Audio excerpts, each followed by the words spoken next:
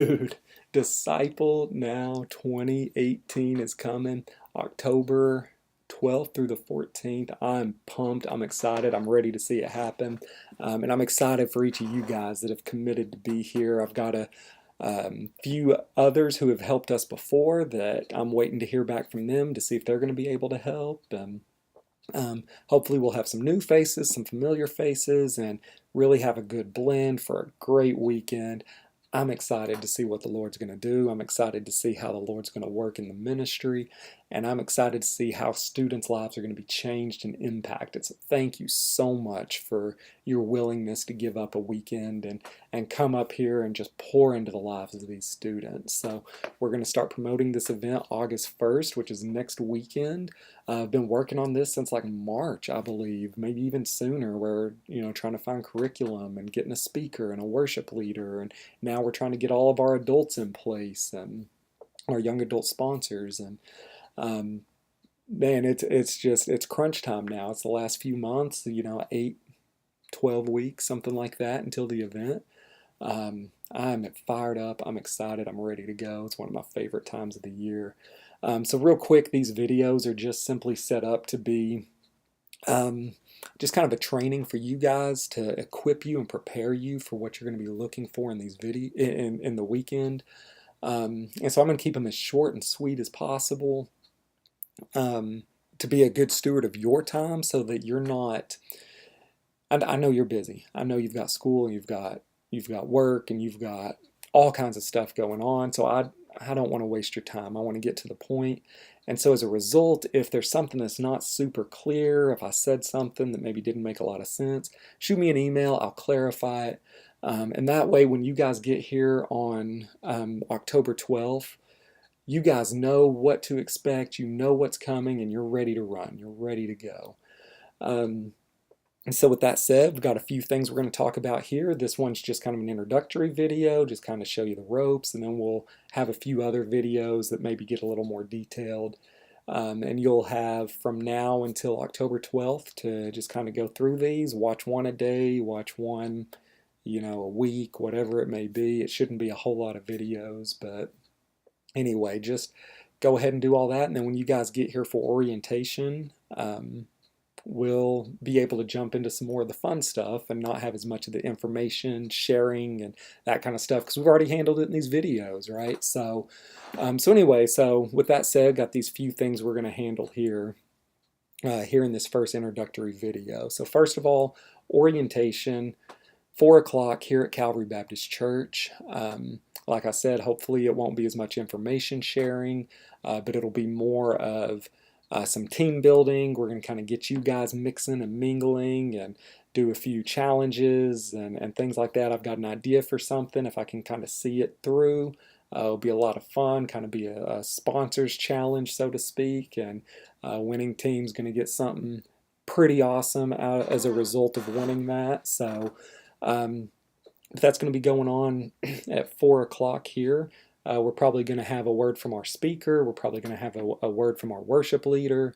And then otherwise, we're going to spend some time to do some team building during that time. Then at 5 o'clock, we're going to move out. We're going to set up for our tailgate. We're going to need the grill over there. We're going to need to get the coals lit. We're going to need the game set up. We'll just dig through all of our yard games and parking lot games and things like that we have, and we'll go get those set up. We're going to have music. We're going to get the music, the portable music stands all set up and ready to go. And that way, when the students arrive at 6 o'clock for the tailgate, it is just a hopping, high energy place that they just walk into the environment and they see fun happening. And they're excited to jump out of the car and come get plugged in and get involved.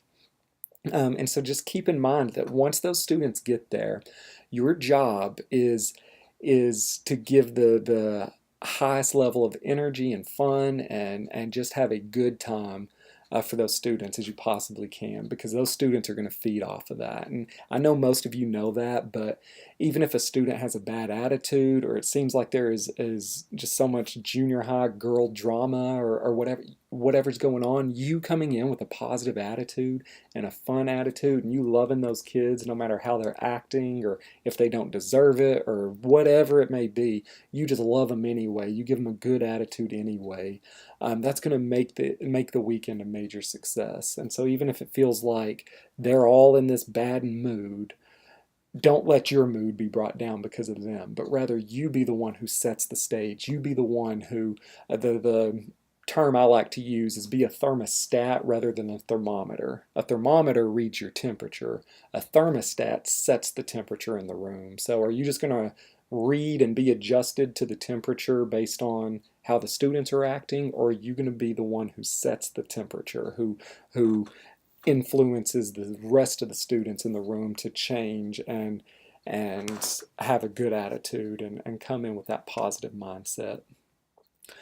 So what are you signing up for? What exactly is Disciple Now weekend?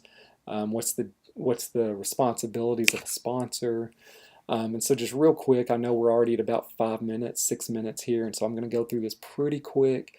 Try to keep these as short as possible.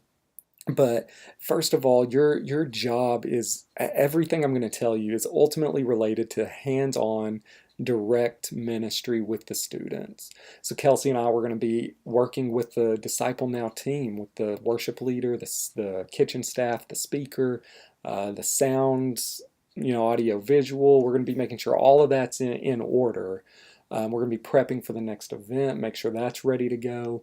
And so you guys being with the students kind of keeps us freed up so we can take care of that. We're not going to work directly with the students very much the weekend. You guys will be. And we're going to be doing a lot more of the behind the scenes stuff. So as a result, you guys get a double blessing out of this. And it's ultimately you get to affect these students directly and indirectly through the gospel. First of all, through this relational ministry, you get to pray with the students, to play games with the students, to lead gospel-centered conversations, have fun, to even gain experience for something God may be calling you to do later on down the road. And this is something where you've kind of gotten your feet wet and you're more experienced as a seasoned veteran at this. Whatever it is, it's just more experience you get to have through the opportunity of relational ministry.